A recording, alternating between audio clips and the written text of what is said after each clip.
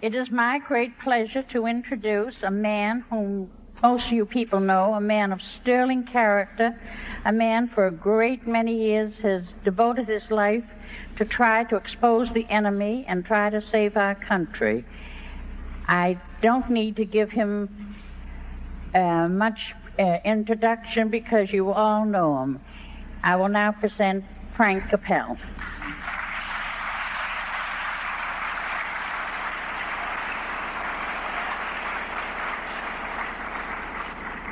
Thank you, fellow Americans.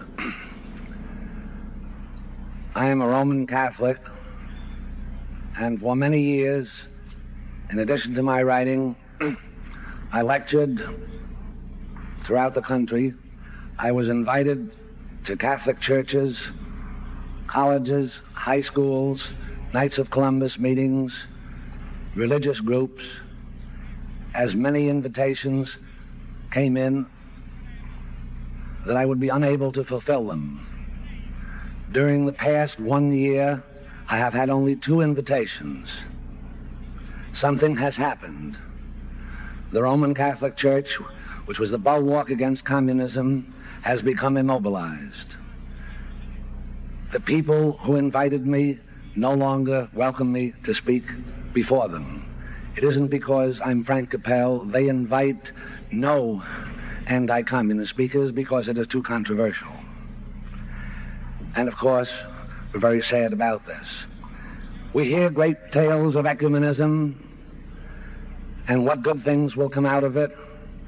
I say to you, ladies and gentlemen, the true ecumenism is those people who are fighting for God and country together rather than trying to force people to accept doctrines that are not their own.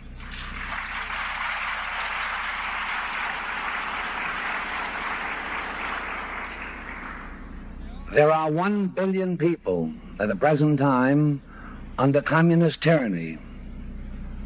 We are the only nation in the world that can help them. Our people are forgetting that good Catholics, Protestants, Jews, and people of other faith are being held against their will in communist lands. We are the only ones that can help them, and we are not doing it. We are helping the enemy. I say to you that unless the American people will wake up, that the hour will come when we will reach the point of no return. Prayers are being said by people, and I have talked to many refugees from communism all over the world. Prayers are being said that we will help them, that we will do something for them. We are the only hope they have.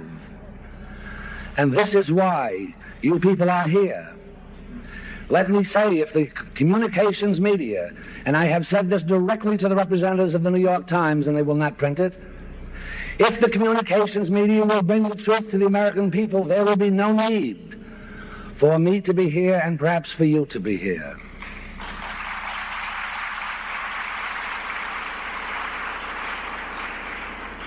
The God and Country Rally brings together people, patriots of all faiths from all over America.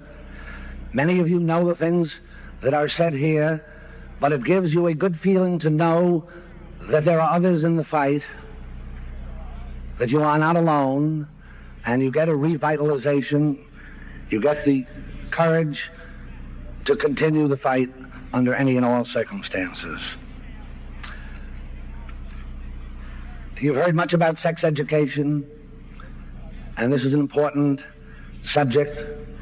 I was the one who first investigated and disclosed the Seek Us organization, and if you say it slowly, it means seek us. They want you to come to them. I don't know if you heard it, but I'm sure that you should remember this, that one of their boards of directors is from the National Council of Churches, and he is in the Department of Family Life. And one of the people on their board is a Roman Catholic priest. And he just wrote an article on masturbation for Sexology magazine, a filthy pornographic publication whose editor is Isidore Rubin, an identified communist. You can see the need for the program to combat this. They wish to corrupt our children. Now, ladies and gentlemen, our speaker is a Roman Catholic priest who, with the permission of his bishop, is working on behalf of bringing the truth to the American people. God willing that there will all be 100 others who will do the same.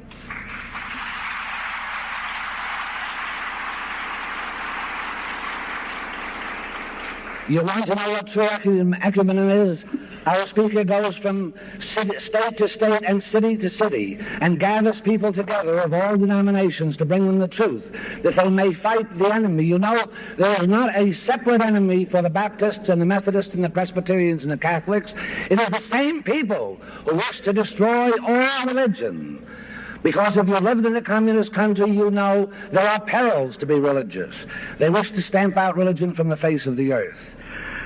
Now, I have some biographical material. Most of you know our speaker, but for those who don't, he's a New Englander, born in Hartford, Connecticut in 1918. He studied in St. Thomas Seminary in Bloomfield, Connecticut, and the Catholic University in Washington. Has a degree in philosophy from Catholic University and a separate degree in theology from the Catholic University in 1944. You know, there are more theologians around today who are preaching the wrong gospel, and they get away with this because they claim to be theologians. We have one here who's a theologian who knows how to tell the truth.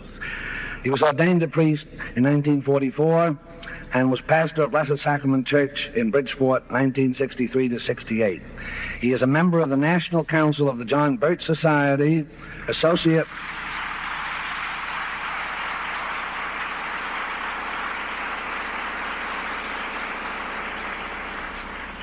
He is associate editor of the Review of the News. He is covering the country with true ecumenism, carrying on the fight, bringing truth to the people that they need to know.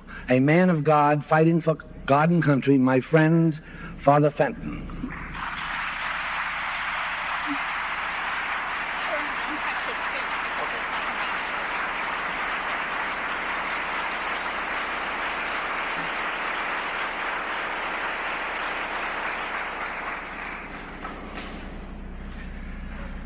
Thank you, Frank Capel, Colonel Bunker, Mrs. McKinney, Reverend clergy, sisters, ladies and gentlemen.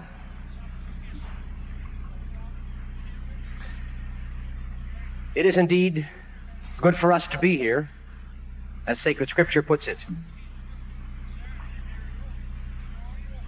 It's quite a change from a part of my tour last month.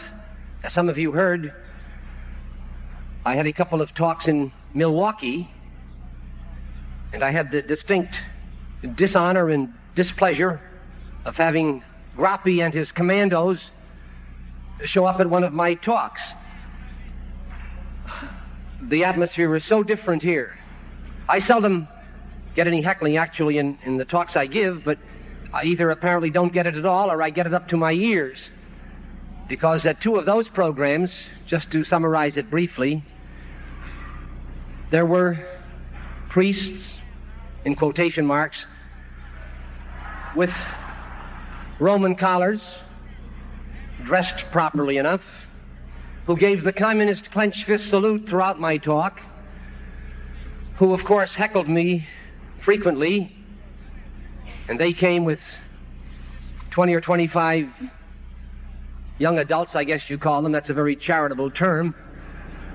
I like to call them many things, but I don't use the language that Jim Grappi does, and so I can't.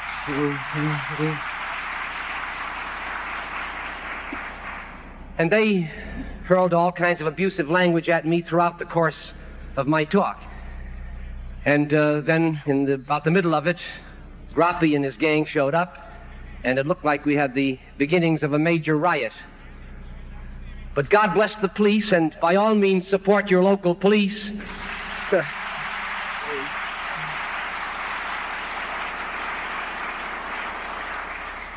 They were there in goodly numbers, plainclothesmen and uniformed men, and they had told us that we won't move in on these characters unless you ask us to do so. And I can understand their reasons for that, because what these subversives want, of course, is to create a riot.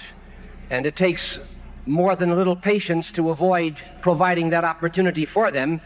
However, and I'm not a man of great patience, I must confess, but I did manage to remain calm and most of the people in the audience did, but we had the beginnings there of a first-class riot. However, it didn't develop, thank God, and at the end of the question period, the police had told me beforehand to follow them. Grappi and his gang were out in front, and it was advisable that I not go out the front, lest we have indeed a riot. So the plainclothesmen surrounded me. It appeared to me like one of those fire and brimstone or blood and dagger films I used to see, and I was surrounded by plainclothesmen, and went outside and through the side door, and there was a cordon of police there, and they escorted me to the car, and they followed our car to a restaurant, and then they asked me where I would be for the next few days so that they would know at all times my location, that they would do everything possible to avoid any harm to me personally or to any of the good people who accompanied me. Anyway, it's a long story, but that's the general idea. As one great American has put it, priests don't become communists, but communists become priests, and you'd better believe it.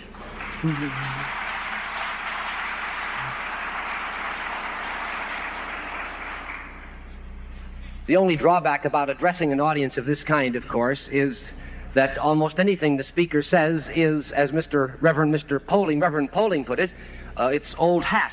It's like saving the saved, if you will.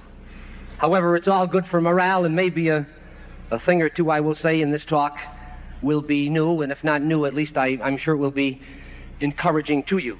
And so without further preliminary then, my talk is God and Morality in America. Without a strong and abiding belief in Almighty God, and without a sincere and persevering effort on the part of a nation's citizens to adhere to the moral law of God, that nation is doomed to gradual disintegration, perhaps oblivion. Common sense, I submit, argues to the truth of this. The testimony of history confirms it, and the bitter experience of the present time in our land overwhelmingly foreshadows it. Yes, there are individuals who do not believe in a supreme being or in a divine code of morality, and yet who lead morally good lives, but I suspect the number of such people to be relatively very small indeed.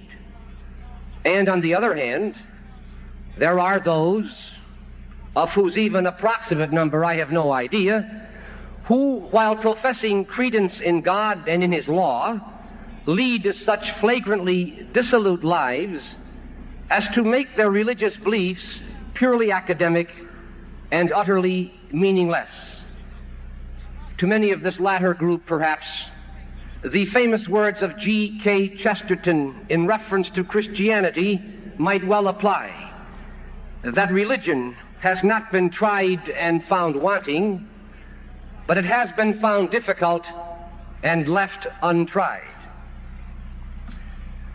But the large majority of Americans, I believe it correct to say, the large majority of Americans, until recent years at least, are a religious people, or were a religious people. That is, a people who not merely believed in God, but to whom He was a vital reality, and who, more or less consistently, made an honest effort to abide by His moral law, especially in matters which they in conscience felt to be of a grave nature. True, there may have been considerable divergence as to the understanding and interpretation of some of these laws, and human nature being what it is, there certainly were numerous violations of them on the part of some, and occasional violations, we may assume, at least in minor matters, on the part of all. But the point is that in the minds of these Americans, God was alive and very real, and His law held in reverence, and violations of it recognized as such, and not condoned or ignored. America, to be sure, was something considerably less than a paragon of virtue and righteousness among nations, and hardly the exemplary religious and moral leader of nations that it might have been, far from it. But the fact is that the great majority of Americans not only believed in God, but that belief was a practical thing in their daily lives.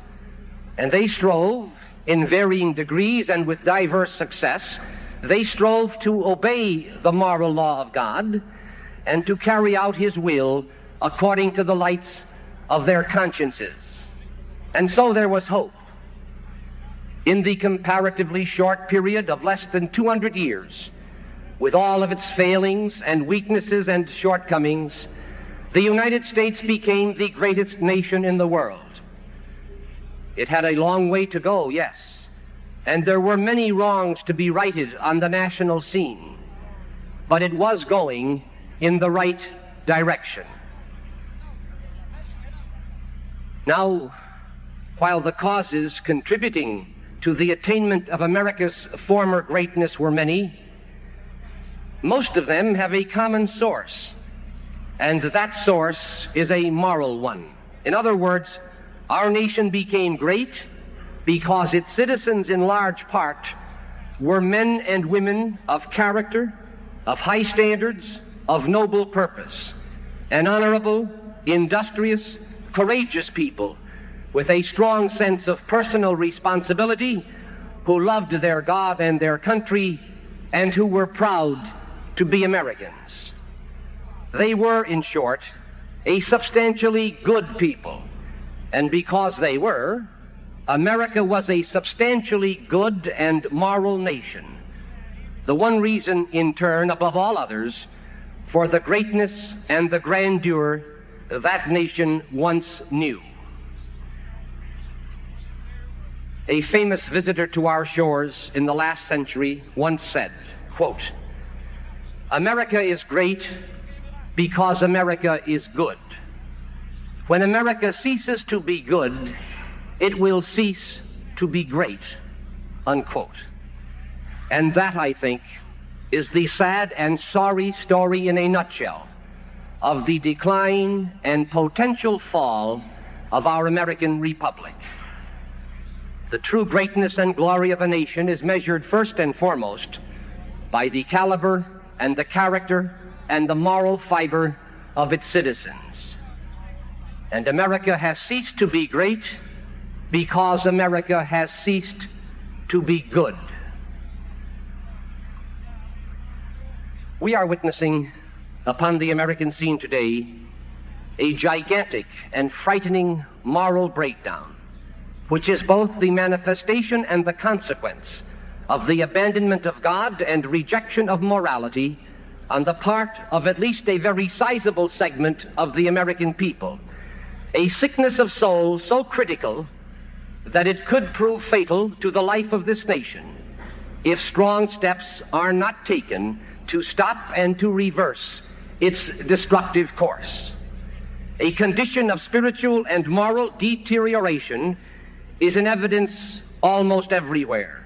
In the press, the schools, the family, social life, entertainment, even in religion. Indeed, in some of these areas, all but total corruption and decay seem to have been reached. And while no age group is immune from the detrimental effects of this wave of immorality currently inundating our land, yet it is the young who are its main target, and it is they who are its principal victims. As much as possible, then, to prevent further casualties, whether among youth or adults, and to begin the Herculean task of restoring America to the great nation it once was, or at least gave so much hope and promise of becoming, it is imperative that the massive assault being waged upon our traditional religious principles and moral standards be effectively opposed by all Americans who love their God, who treasure the noble heritage that is theirs, and who are consequently determined to do their full part intelligently, courageously, perseveringly, prayerfully, that heritage shall not be destroyed. Since the examples are many of the present deplorable moral state of affairs in our land, and since an adequate presentation of them would require considerable time, I will limit myself here to a few observations on some of them. There is the printed and pictorial and recorded filth produced on a massive scale and so readily available to just about anybody who is debased enough to want it. Our country is contaminated and reeking with sexual trash of every kind and every description imaginable. Suffice it to say that it is all but impossible to exaggerate the foulness of the moral garbage with which America is currently saturated. Anything goes, the sky's the limit in this utterly loathsome stuff which is contributing so much to the ruin of our nation. And the detestable writers and producers and publishers of this poison are getting rich in the process. And then there is the widespread use of drugs and the disastrous effects this is having on untold numbers, and especially upon the young. To my mind, there is nothing lower in all humanity than those vile creatures who beguile the innocent and lead them to drug addiction. Upon conviction, anything less than life imprisonment for such creatures is indeed too lenient a sentence.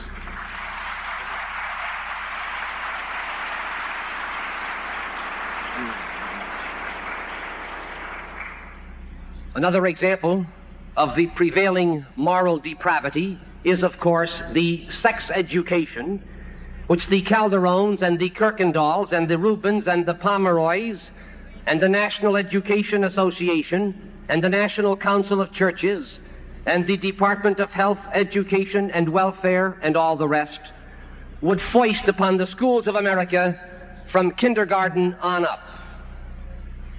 Nor do I consider it any exaggeration to describe this education as an example of the moral depravity of the nation. How it can be other than repulsive to any decent-minded person familiar with it is beyond me, to say nothing of some of the choice observations on sex publicly voiced by Calderon, Kirkendall, and others. Nor must we neglect to mention the close association between the infamous Seekus organization and the pornographic Sexology magazine, as well as the communist connections of several of the prominent individuals involved in the Seekus operation, such as Isidore Rubin, Reverend William Genet, Reverend Joseph Fletcher, and others. And on the board of directors of the filthy Seekus, I must not neglect to say, on the board of directors are two Catholic priests, Father George Hagmeyer of the Paulist Fathers and Father Walter J. Imbiorski, the head of the Cana Conference in Chicago. And in all of this Seekus-style sex education, there is, be assured, no place for God and morality. These, as you know, thanks to the Supreme Court, are out in the public schools of America. God, prayer, the moral law, no. Raw sex, yes. But it is impossible, I submit, and millions of Americans agree, it is impossible to teach this subject properly without a strong and frequent admixture of God and morality in such teaching. And to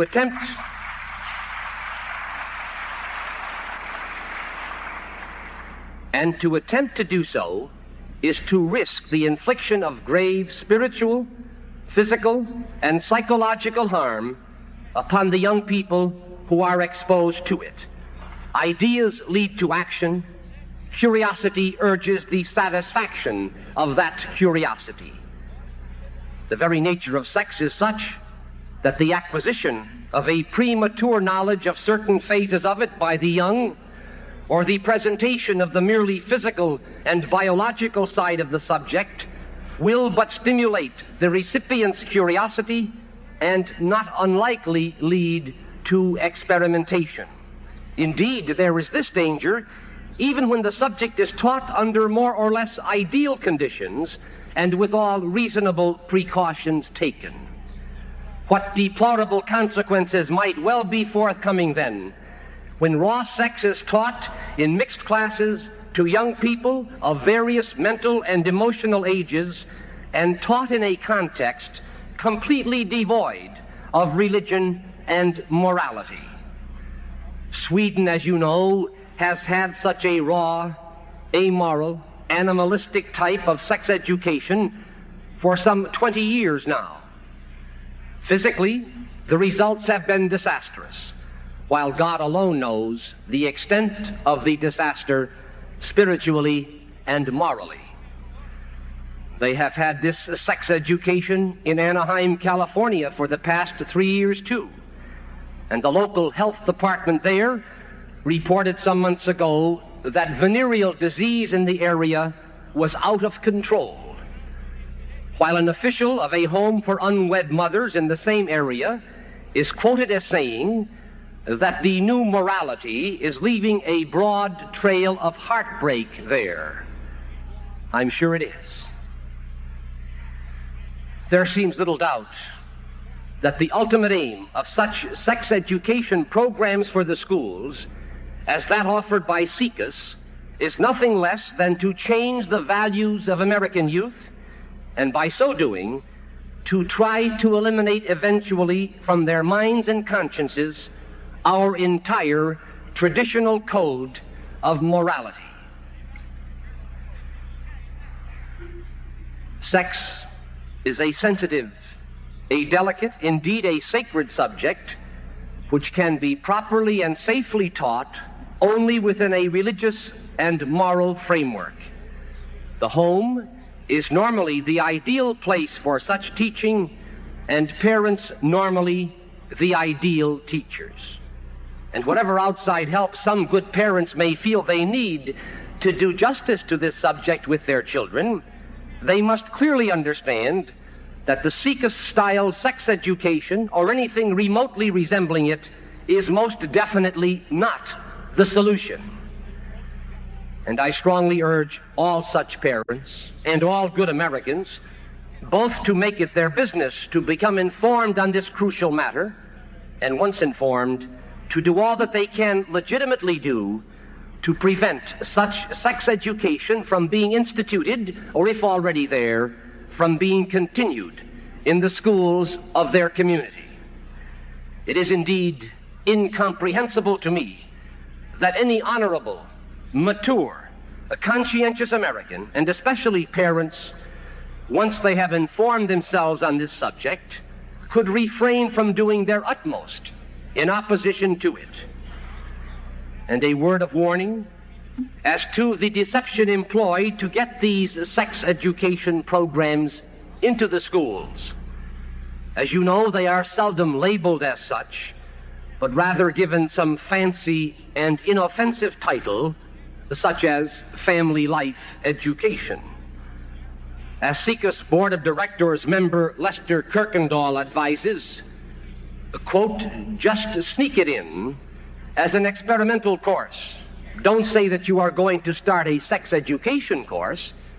Say that you are going to enrich, expand, and make it better. End of quotation. The same Dr. Kirkendall describes those who oppose such programs as sick and, quote, as a fringe group of dissidents who don't think rationally, unquote. Well, after all I've read about the kind of sex education advocated by Kirkendall, if he and his fellow subverters are healthy, I can only say I'm glad I'm sick.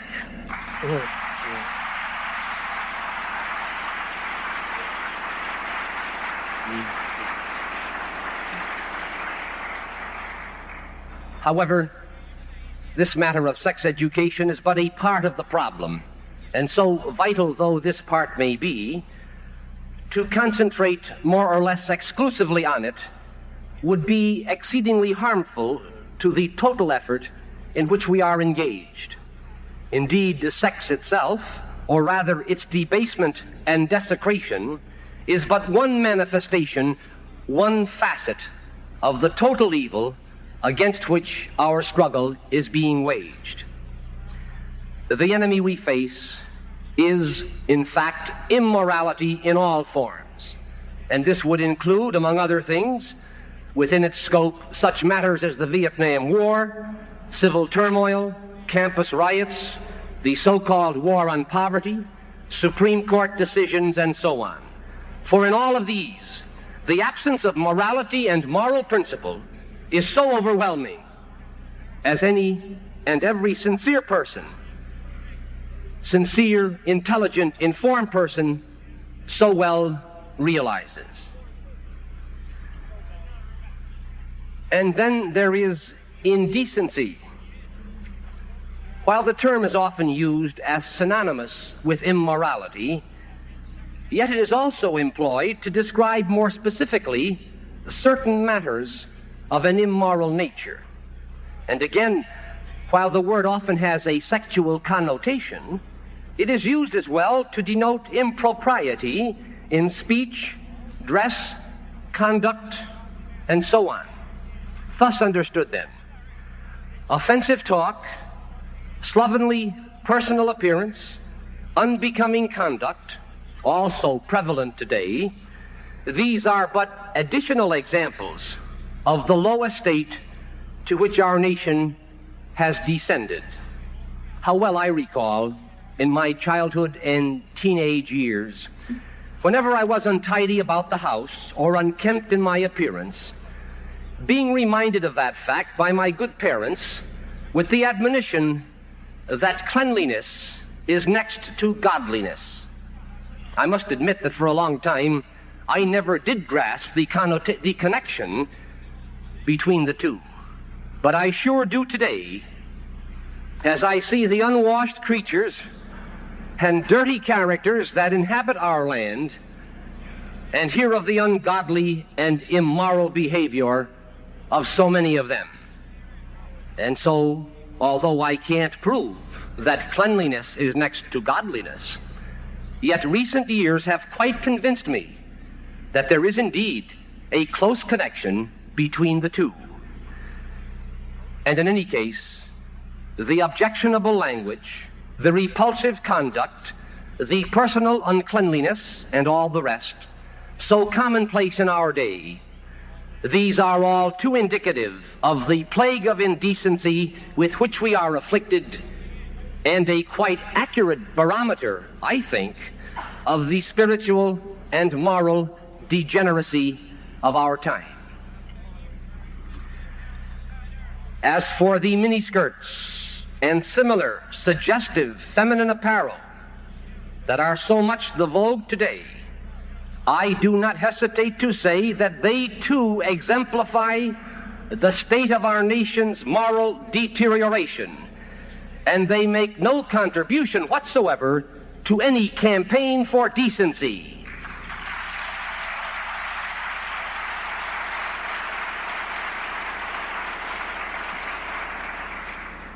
And so many of our otherwise fine and dedicated conservative young women are guilty in this respect, are they not?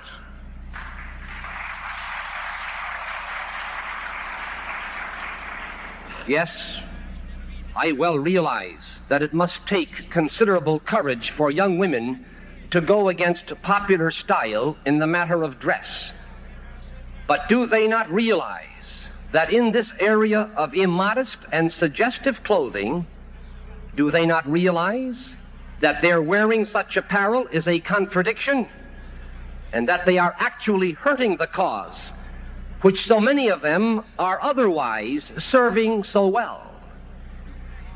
And so I take this occasion to urge conservative young women to begin distinguishing themselves as conservatives in this respect as well, by wearing more modest and conservative clothes.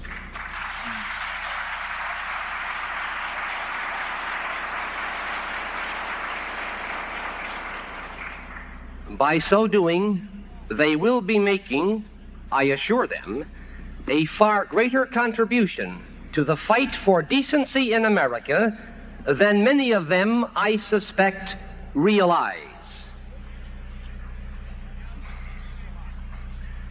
The principal threat which the United States and what's left of the free world face today is that posed by the communist conspiracy, the vile and vicious characters who control it, and the minions who carry out its nefarious plans. Among the many and diverse means which that conspiracy employs in its unceasing efforts toward world domination are deception, agitation, propaganda, terrorism. Another is sex, a tool which they have used with much success down through the years, and which they are employing with striking results in America today, especially among the young. They know very well that human nature being what it is, if a person's moral standards become more and more relaxed, if his sexual conduct becomes more and more careless, if his standards of decency in conversation and entertainment and dress and conduct become ever lower and lower, then they know well that that person's character and will to resist are becoming progressively weaker, making him more and more of a vulnerable prey and pawn for communist manipulation.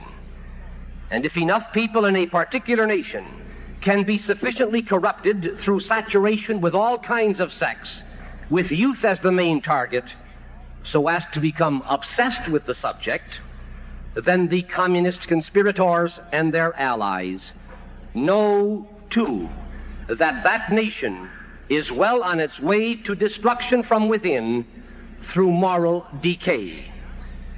In the oft-quoted communist document, Rules for Revolution, the first item on that list of objectives reads, quote, corrupt the young, get them away from religion, get them interested in sex, make them superficial, destroy their ruggedness. End of quotation. And closely associated with communism's attack on sexual standards and its debasement of sex for its own purposes, closely associated with this is communism's relentless antagonism and hatred for all religion. Communist documents and statements over the years, and the treatment given to the clergy and laity in countries taken over by communism, make this abundantly clear. Its current dialogue and feigned friendliness with some churchmen notwithstanding. Here, too, the communists have another means whereby sexual standards and motivation to proper sexual conduct are very effectively weakened among its intended victims, because experience proves that for the majority of people, the strongest incentives toward sexual propriety are those based on or derived from religion. Consequently, to the extent that religion and religious beliefs and practices can be downgraded and made to appear irrelevant and outmoded, to that extent, a powerful motive for observing high standards in matters of sex is thereby undermined, if not eliminated.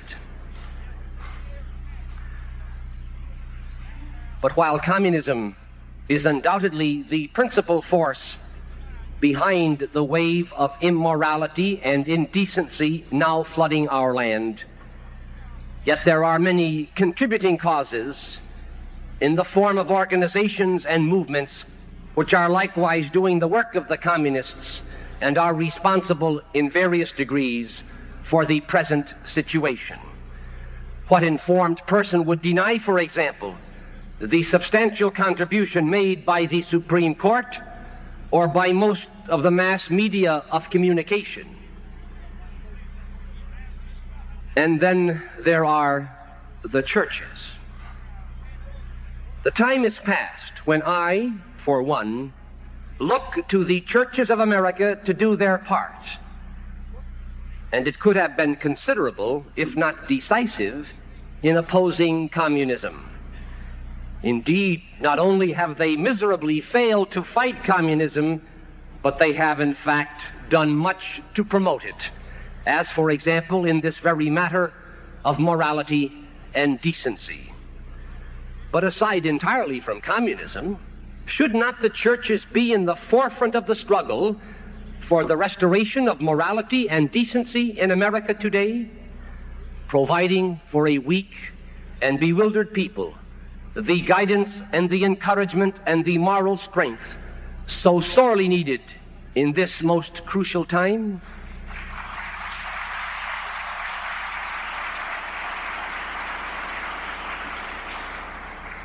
The answer is self-evident. And where are they? Yes, there are many individual clergymen of all faiths who are doing their very best. But I'm talking about the leadership of the churches and the various organizations and institutions and publications of those churches. Where are they? And why aren't they speaking out and exposing and condemning the rampant immorality which is today polluting the very soul of our nation? Their silence is deafening and is in itself tacit approval. Even the toleration of moral evil in such circumstances, when forthright protest is demanded, even this is reprehensible and can only be an encouragement to its continuance. But this is not all. Worse still, we have the churches of America actually promoting immorality and indecency in one way or another. As a Catholic priest, I especially observe this in the Catholic Church, in the widespread teaching and advocacy of the new morality. Whatever happened to the old morality, so staunchly presented and so vigorously defended until recent times by the Catholic Church in America?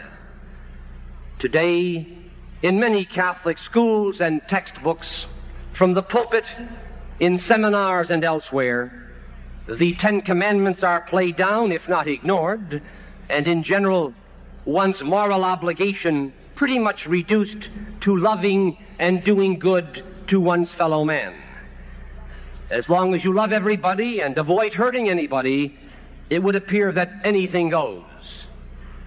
Certainly, little else is presented as being immoral, except, of course, the Vietnam War. Or perhaps one's reluctance to support the canonization of Martin Luther King.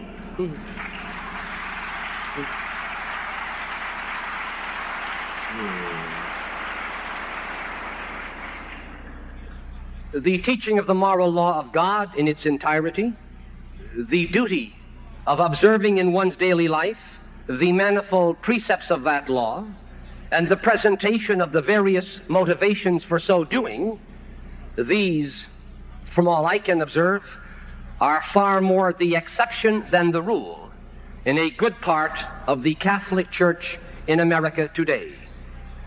The result, since, especially with regard to the young, what is not strongly presented and repeated often does not make a deep impression and is not taken to be of any great importance, the result of the new morality approach in teaching can only be a rejection of traditional morality and an ever-increasing moral license and laxity on the part of many of the recipients of such teaching. Nor is there any denying that this is what is happening. The new morality is, in truth, more accurately described as no morality, and it is, I firmly believe, making a major contribution to the moral decay of this country. Instead of the churches, then, leading the struggle against communism and immorality and indecency, as ordinary common sense alone tells us they should be doing, they are, incredible though it sounds, they are actually and effectively promoting communism, immorality, indecency. I suggest that what is needed for the churches is a motorich committee, M-O-T-O-R-E-C-H, that is a movement to redeem the churches.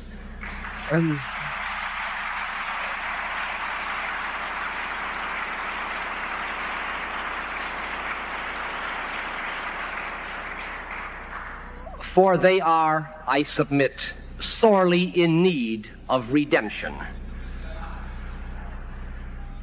But while the committee to which I refer is non-existent, there is a very live one which just happens to have a similar sounding name.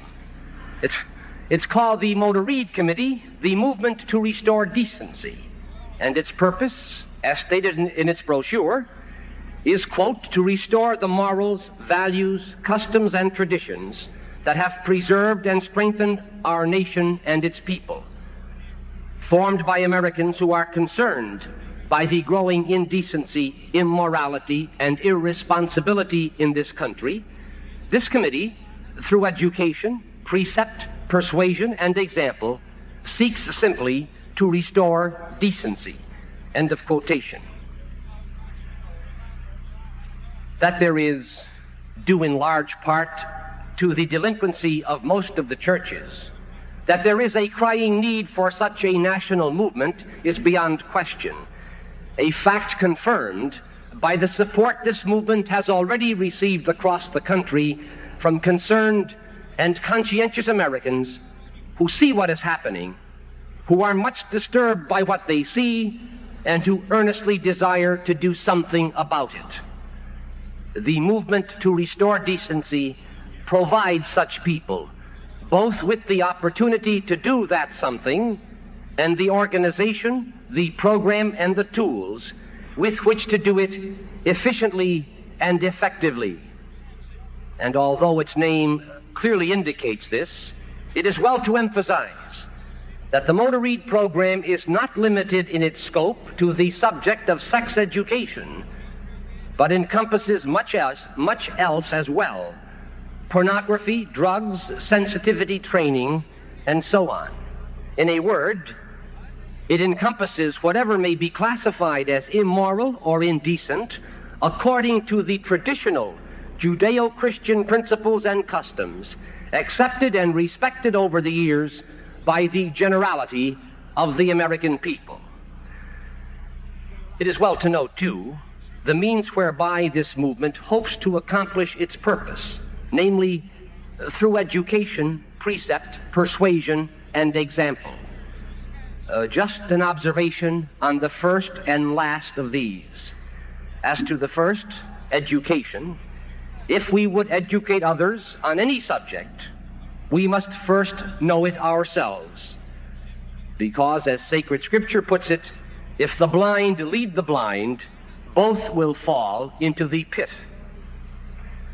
As to the last example, this is, I believe, so very important, that the principles and the ideals of this movement be not compromised by those who advocate and endeavor to promote them, thereby jeopardizing the praiseworthy task they have undertaken. In other words, with all reasonable allowance for the frailties and the shortcomings to which human nature is prone, let us reflect in our daily lives, without trace of deceit or hypocrisy, let us reflect the nobility and the high purposes of the cause to which we are committed.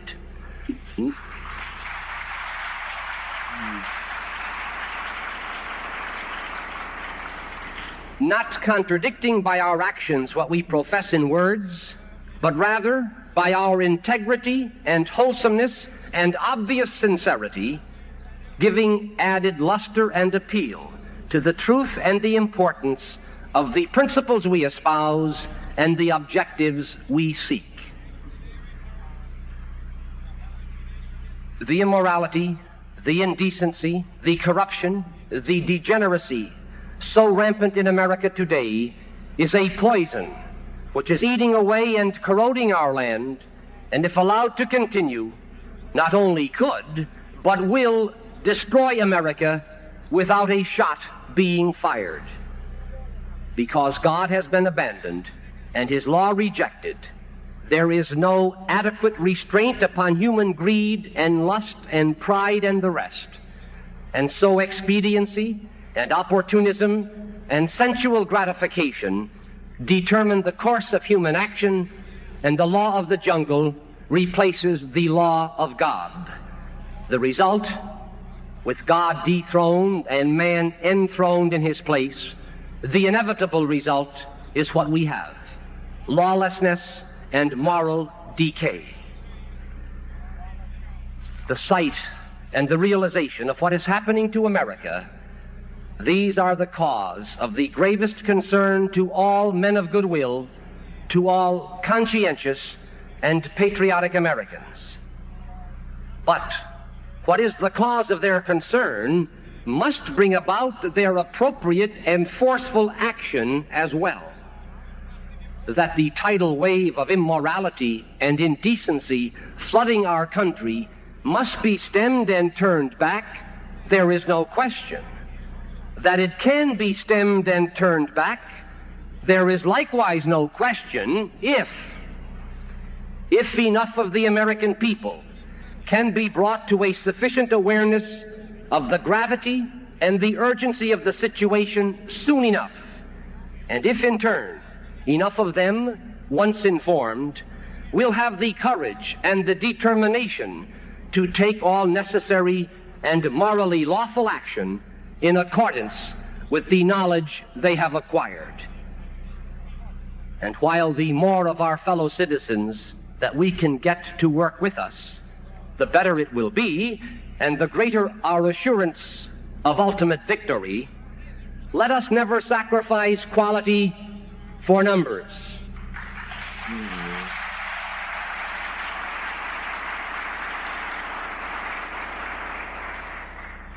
Since the restoration of honor, decency, character, the sense of personal responsibility and the like, since these are our goal, only those who have such qualities can do the job or be expected to do it. And while we tirelessly seek out and gladly welcome all people of such caliber, yet despite our best efforts, our active ranks will always comprise the relatively few. Great things have always been accomplished by the relatively few. But what we lack in numbers, even at best, we will, please God, more than make up in loyalty and dedication to the glorious cause we espouse and the lofty purpose we pursue.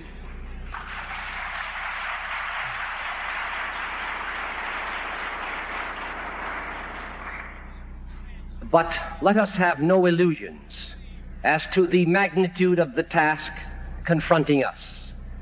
Either America will be destroyed because enough of the right caliber of her citizens did not rally to her defense while there was still time, or America will be saved and morality and decency restored to our land because there were enough people who cared enough and who were honorable and courageous enough to stand up and come forth when duty called.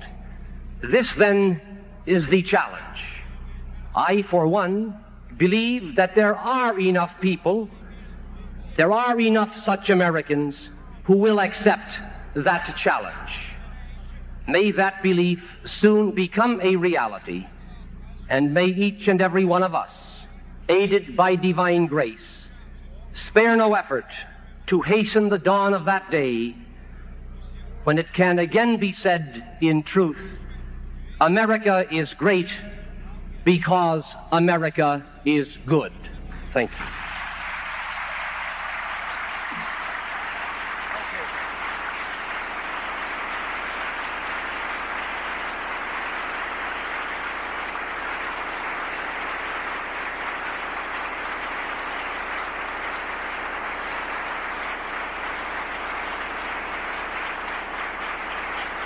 Okay, that do the trick all right?